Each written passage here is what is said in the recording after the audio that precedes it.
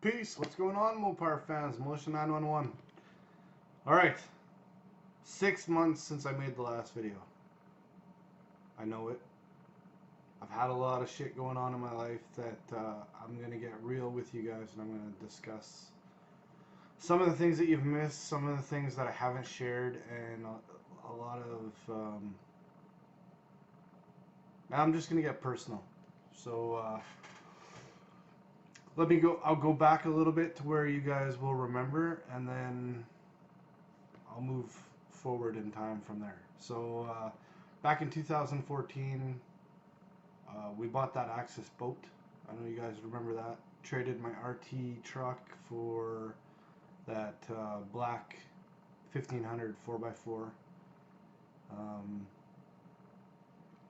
Behind the scenes, I guess, when I kind of stopped making videos, Allie and I were going camping with a big group of friends, and we went to Slave Lake, and I was planning on making a video and was working on making videos while we were there. However, there was a GoPro accident, you could say, and it ended up being sunk like 40 feet underwater, and yeah, there was no recovering it. So that footage never made it. Anyways, long story short in regards to that 1500 that I had that I bought to pull the boat did not pull the boat well. 3 hour trip, full tank of gas. Literally all I did the whole way home was bitch about how gutless it was and how much I fucking hated it. And you guys got to think about Militia 911 from the past. I love horsepower, I love torque, I love power, I love going fast. And I'm not a 4x4 guy. It's just something that I can openly admit and come to terms with. But anyways, let me move my story ahead here. I hated that truck, and I bitched about it the whole trip home. So literally, Allie went to a dealer and told the Dodge guys that she wanted to buy me the most powerful truck that Dodge makes. And she ended up buying me a 6.4 Cummins 3500 2015 Blackout edition. So the black rims, the black grill, the black badges, black everything. It was fucking beautiful, and I was blown away that she did such a nice thing. And literally, I took the boat out to Kalmar to have it serviced, and it pulled it like I didn't even know it was behind it. So it was an awesome truck for that purpose. However, that was the last time we used the boat. This is 2017, so 2016, we never used the boat at all in 2016, and I had it for sale pretty much from the spring all the way till the fall, and I ended up selling it in the fall for the same price that I paid for it, and that was awesome. However, then I was left with a 3500 and nothing to tow. Um, Me personally, I don't think a truck that big, a truck that heavy, is a daily vehicle. It's just my opinion. I think they're rough as fuck. They also burn tons of fuel. The oil changes are ridiculously expensive. Maintenance on them is expensive. Tires for them are expensive. Not a good everyday vehicle, in my opinion. And it's just my opinion. I don't mean any offense to anybody that loves diesels and all that shit and big trucks, and that's whatever you're into is whatever you're into, but that's not what I'm into. I like to go fast, and much faster than any diesel could go. Not saying there isn't some fast diesels. Let's not contort and take this all in the wrong direction, but anyways, you guys know what I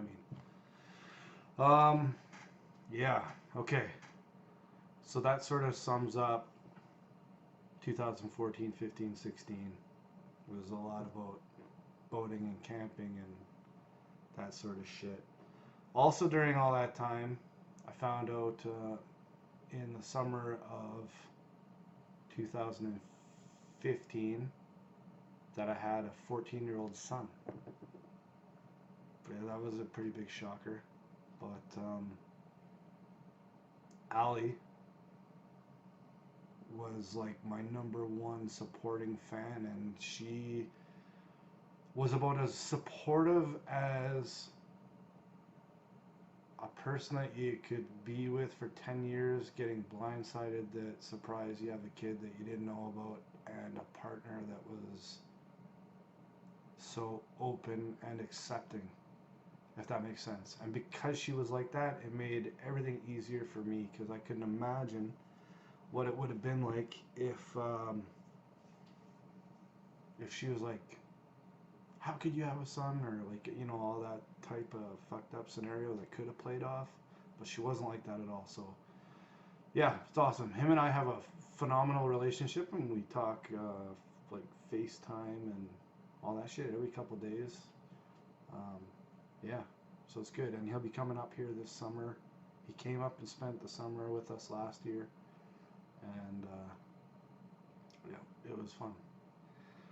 But the bad news, sort of, to this last 6 months now.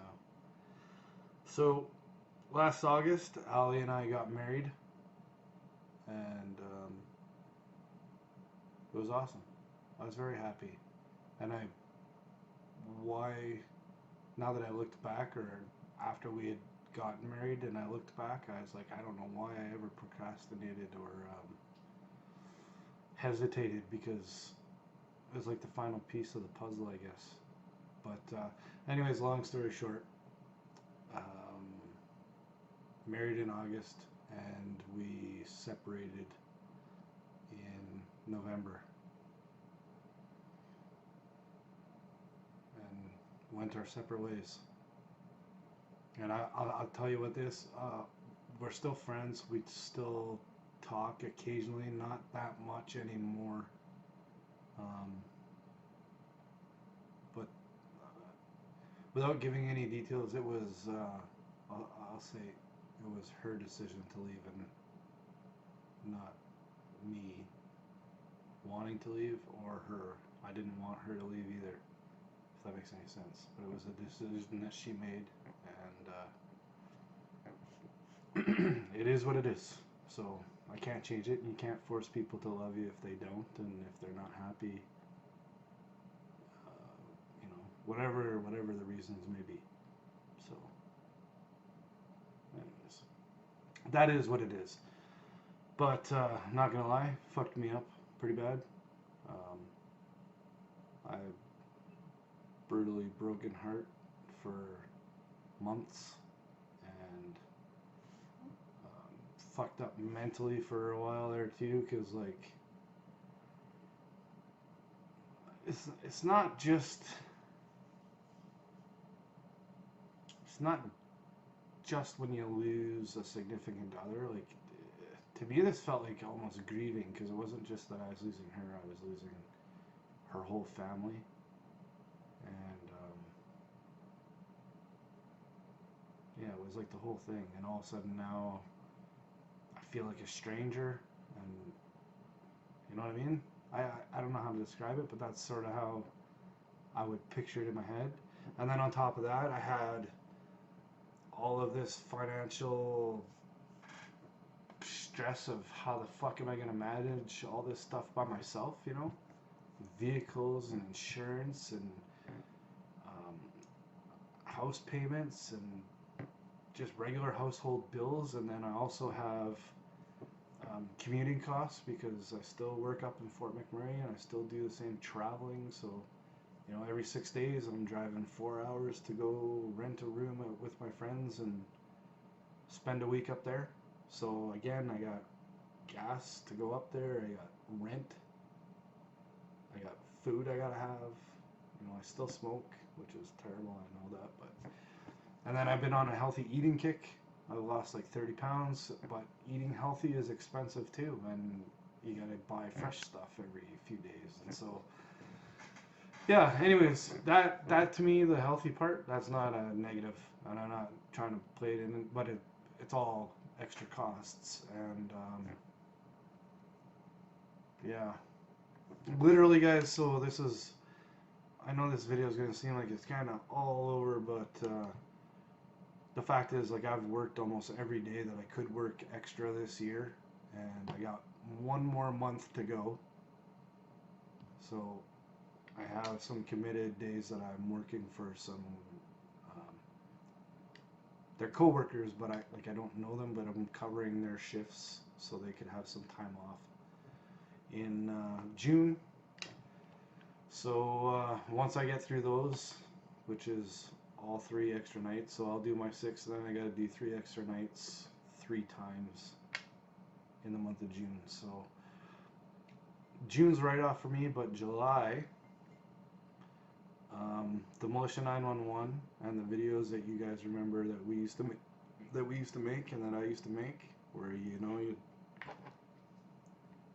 have the GoPro and I'd have a vehicle and we'd be going somewhere. Those videos are going to become a reality, and I don't want to spoil anything. When I say that I have everything that I need that I could make a video for us to do right now, everything,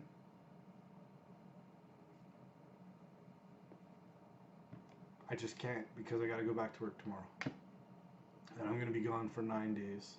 And then when I come home, if I come home for 3, which isn't even 3, I get off night shift, I drive home. That's my first day off, or technically my 4th day off. I got to cut my grass, tidy my house, do a little bit of laundry, and then leave to go back up there again the next day. So I don't have a lot of time. Travel and sleep, work I gotta do, and then travel back, and then get all my groceries and repeat. So, and then I work another 9 with another 3 off, and then I work another 9, and then I have my 6 days off, and everything's back to normal after that. Yeah, I got a ways to go. Where was I going with this? So yes, in 30 days-ish, there will be the first video that you guys have seen in a long time, like the old videos. And if I grabbed my video camera and I walked out to my driveway, I got something to show you. And if I opened up my garage door, I got something else to show you. Okay? So that's all I'm going to tell you. There's 2 things to show. They're here now. I have them now. I own them now. Well, paying for them now, but whatever. And it's a reality.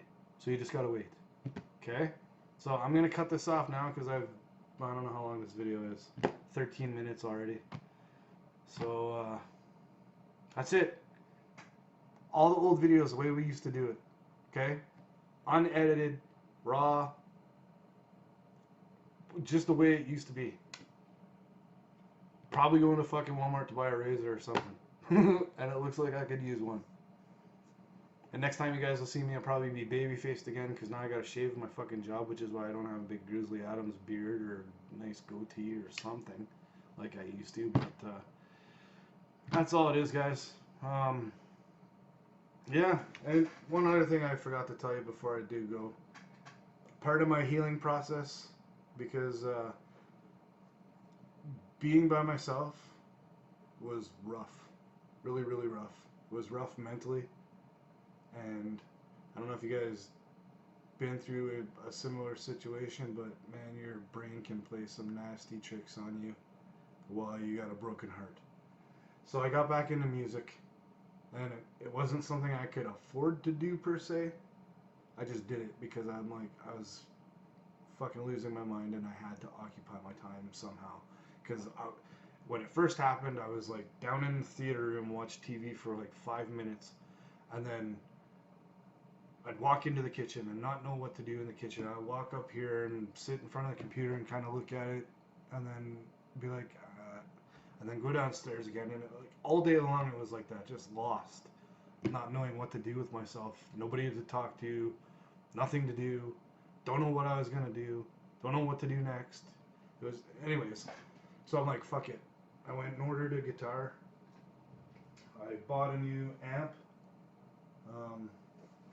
And I'll show you here. I'll show you guys really quick.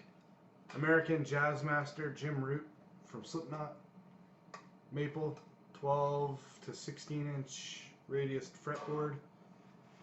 Mahogany body. Locking tuners. Oversized headstock. The fucking most beautiful, greatest guitar I've ever played, ever. And I've had a bunch of Fenders in my teens and in my 20s, and then when I first bought this house, I bought a bunch of Ibanez's, and I fucking hate Ibanez. And I would have had a Mesa Boogie triple rectifier back. You guys, I'm sure a video somewhere it was in there. But I love that amp. I just love this one way better. Amazing, amazing. So, anyways, here I'll just give you a quick little demo. And I am not a professional by any means.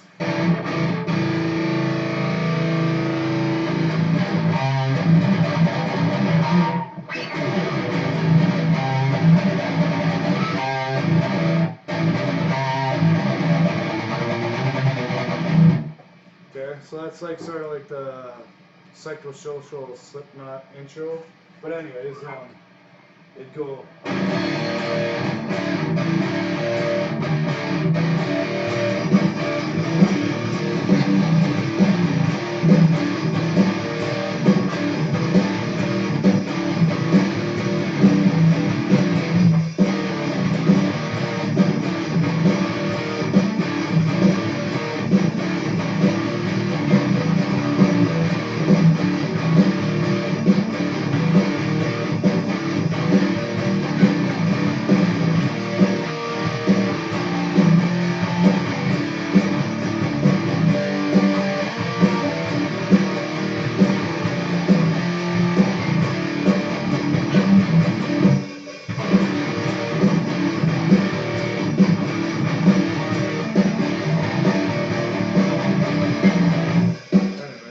So sort of like that. So that's like the shit that I've been doing.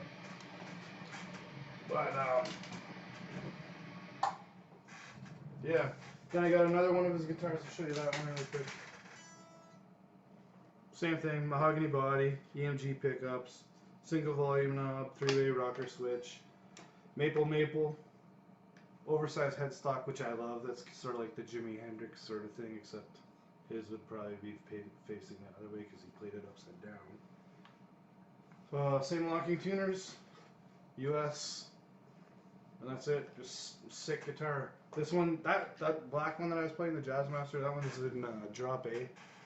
And this one is in standard tuning, but drop D. And then Fender Custom Shop, one of a kind. There's not another one like it in the entire world. Built by John Cruz. And yeah, that one's just standard E, so like Crazy Train and shit where you want to do landing and any sort of stuff like that. But anyways, and then of course my TAC behind me, which I've had forever, like 10 years now, at least 10 years for sure.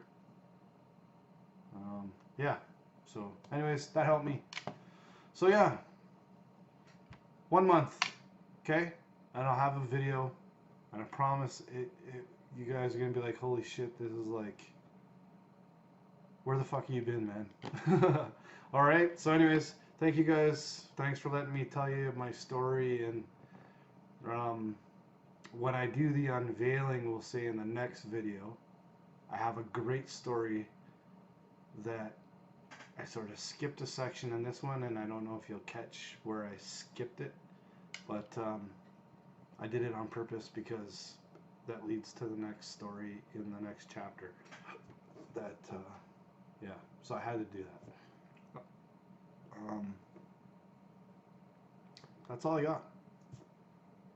One more month of hard work, and then I'll see you guys, and I'll do some videos. Okay, we'll do that unveiling.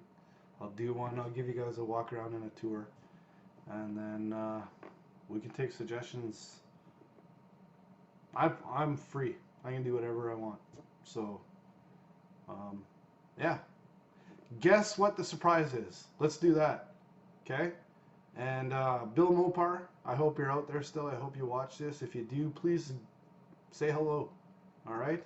And any of the other militia family members that have been around forever, I'd love to hear from you guys. So, thanks. And I'll talk to you guys soon, and I'll see you soon. All right? And as always, this is Militia 911, and I'm out of here. And what I used to say back in the day, someone put the pedal to the floor. I don't fucking know. I don't know. Anyways, I'm out. Peace.